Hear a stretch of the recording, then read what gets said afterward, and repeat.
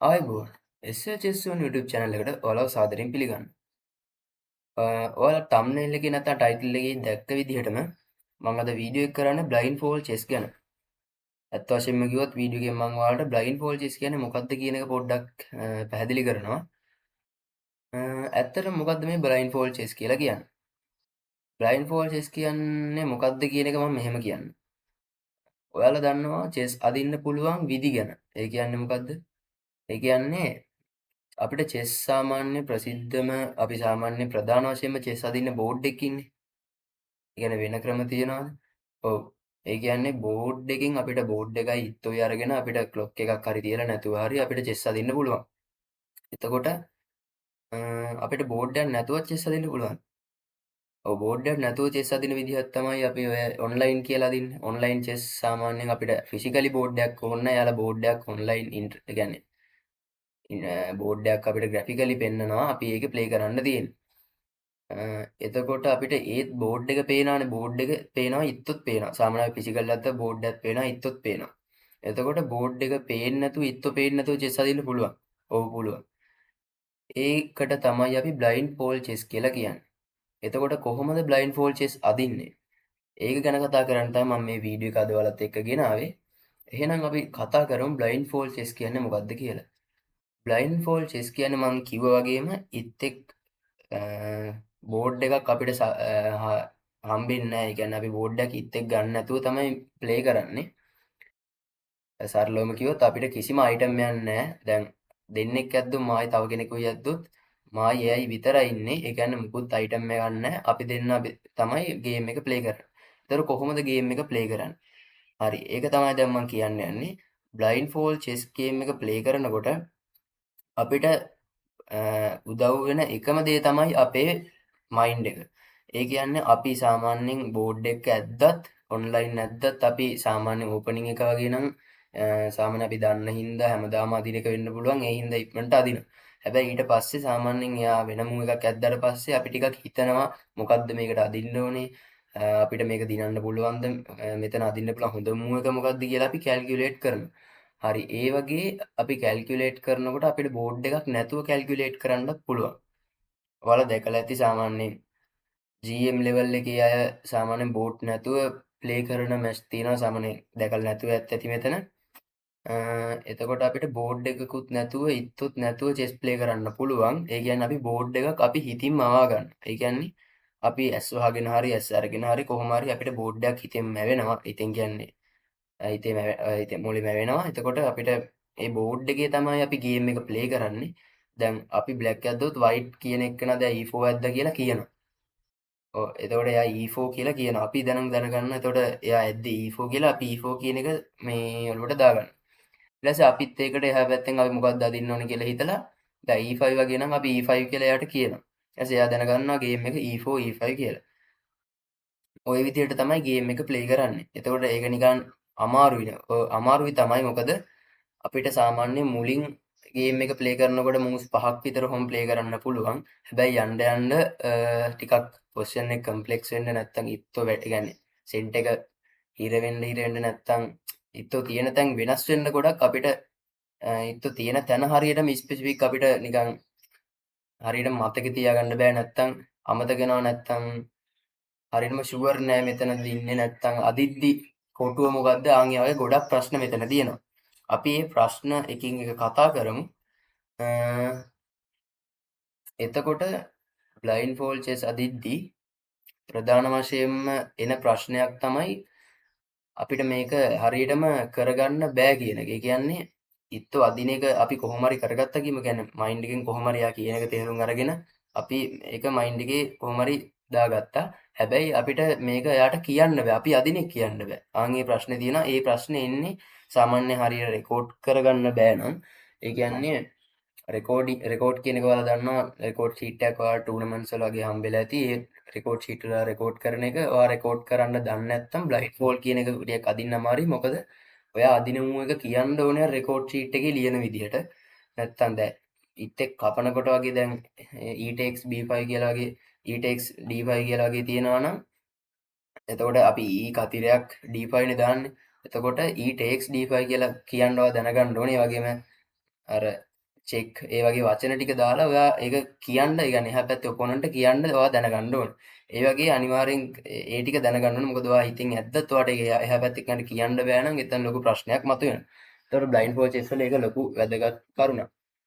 ඊට පස්සේ එන ප්‍රශ්නයක් තමයි අපිට කියන්නේ ටිකක් දුර ගියාට පස්සේ ගේම් එකේ කැල්කියුලේට් කරගන්න බෑ නැත්තම් හරියට මිත්තෝ ඉන්න තැන් මතක නෑ ඒ වගේ ප්‍රශ්න.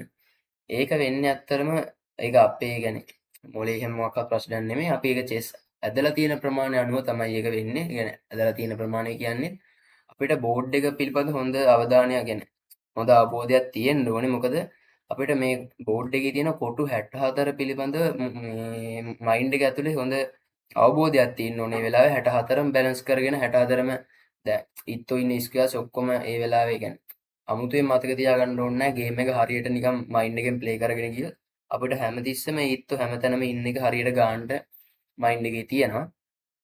ඒක සාමාන්‍යයෙන් චෙස් වල එක්ස්පීරියන්ස් එකත් එක්ක තමයි වෙන්නේ. සාමාන්‍ය ඒක තමයි ග්‍රෑන්ඩ් මාස්ටර්ලා වගේ කියන්නේ. සාමාන්‍ය ඕන ග්‍රෑන්ඩ් මාස්ටර් කෙනෙක්ට බ්ලයින්ඩ් ෆෝල්ඩ් හොඳට ප්ලේ කරන්න පුළුවන්. සාමාන්‍යයෙන් ඕවර් ද බෝඩ් ප්ලේ කරන ගේම් එක වගේම. ඒ කියන්නේ ඕවර් ද බෝඩ් ප්ලේ කරන ගේම් එකක් එහා පැත්තේ ඔපොනන්ට් කිව්වොත් ඒ කියන්නේ එයා සාමාන්‍ය බෝඩ් එකේ අදින මූව් එකම වගේ යාට කැල්කියුලේට් කරලා කියන්න පුළුවන්. ඒ තරමටම යාට බ්ලයින්ඩ් ෆෝල්ඩ් හොඳට ප්ලේ කරන්න පුළුවන්.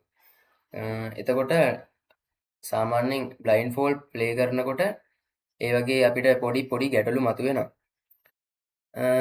එතකොට අපිට බ්ලයින්ඩ් ෆෝල්ඩ් ගොඩක් වාසි වෙනවා. මොකද අපිට සාමාන්‍යයෙන් හොඳට කැල්කියුලේට් කරගන්න පුළුවන් වෙනවා. සාමාන්‍යයෙන් දැන් අපිට ගේම් එක සාමාන්‍යයෙන් අදිද්දි මූව්ස් 4ක් 5ක් ඉස්සරහට කැල්කියුලේට් කරන්න වෙනවා. එතකොට අපිට බෝඩ් එකේ අදින්න බෑනේ. කියන්නේ බෝඩ් එක දිහා බලාගෙන තමයි කැල්කියුලේට් කරන්න වෙන්නේ. එතකොට නිකන් අර අපි මයින්ඩ් එකෙන් කැල්කියුලේට් කරන්න අපිට හොඳට පුළුවන් නම් ඒක ගොඩක් වාසි වෙනවා ඕවර් ද බෝඩ් ගේම් එක ඔන්ලයින් ගේම් එක වගේ ඕනේ එක.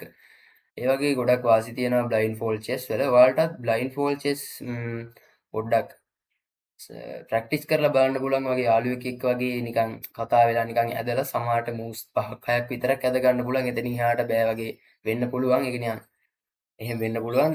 හැබැයි එතනින් එහාට ටික ටික එහෙම අදින්න තමයි ඒක පුළුවන් වෙන්නේ. ඒ කියන්නේ ඔයාගේ ඔළුවේ චෙස් බෝඩ් එකක් වෙනවා. එතකොට ඔයාට ඒ මූව්ස් ටික ඔළුවෙන් ඔයාට ඇද ගන්න පුළුවන්. ඒ වගේම ඔයාට මේ ලීචෙස් කියන ප්ලැට්ෆෝම් එකේ ඔයාලා දන්නවා ඇති ලීචෙස් ඔන්ලයින් ප්ලැට්ෆෝම් එක. ඔන්ලයින් ප්ලැට්ෆෝම් එකෙත් ඔයාට ගේම් එකට බ්ලයින්ඩ් ෆෝල්ඩ් අදින්න පුළුවන්. හැබැයි ඒක නිකන් ඇත්තම බ්ලයින්ඩ් ෆෝල්ඩ් නෙමෙයි. මොකද බ්ලයින්ඩ් ෆෝල්ඩ් වුණාම බෝඩ් එකක්වත් අපිට පේන්න බෑනේ. බෝඩ් එකක්වත් ඉත්වත් පේන්න බෑ. හැබැයි මෙතන අපිට බෝඩ් එක විතරක් පේන්නනවා. ඒ කියන්නේ නිකන් අපි මම නිකන් ඇදලා පෙන්නන්නම් ගේම් එකක්. මම 3-2 ගේම් එකක් ප්ලේ කරනවා. අපි බලමු. ඔයාලට මෙතන සාමාන්‍යයෙන් පේන්නේ නැතුව ඇති. ඔව් දැන් මම බ්ලයින්ඩ් ෆෝල්ඩ් දැන් මේ විදිහට තමයි E4 ප්ලේ කරන්නේ. එතකොට ඔයාලට මේක බ්ලයින්ඩ් ෆෝල්ඩ් විදිහට අදින්න ඕනේ නම් මෙතන ඔයාලට පේන්නේ නැති වුණාට මේ ගේම් එකේ මෙතන ඉරි තුනක් තියෙනවා. ඒ කියන්නේ අර ඔපොනන්ට් යටින් අර එහා පැත්තේ දකුණු පැත්තේ කෙළවල ඉරි තුනක් තියෙන. එතන බ්ලයින්ඩ් ෆෝල්ඩ් කියන ඔප්ෂන් එක සිලෙක්ට් කරගුවම ඔයාලට මෙතන මුකුත් පේන්නේ නැහැ. හරි. මෙතන දැන් මම ඇද්දේ E6 move එක. මට ඒක කියන්නේ ෆිසිකලි පේන්නේ නැහැ ඒ වෙලාවේ අදිනකොට. මොකද හැබැයි මෙතන ඔයාලට පේනවා දැන් මම බ්ලයින්ඩ් ෆෝල්ඩ් කියන එක දාගත්තට පස්සේ එයා කලින් E4 ඇද්දා, මම E6 ඇද්දා, ෆ්‍රෙන්ච් එක ඇද්දා. මේ මෙතන කහ කොටු දෙකක් ඔයාලට පේනවා. කහ කොටු දෙකක් ඔයාලට පේනවා. ඒ තියෙන්නේ මෙතන හිටපු ඉත්තෙක් තමයි මෙතෙන්ට ඇදලා තියෙන්නේ කියලා.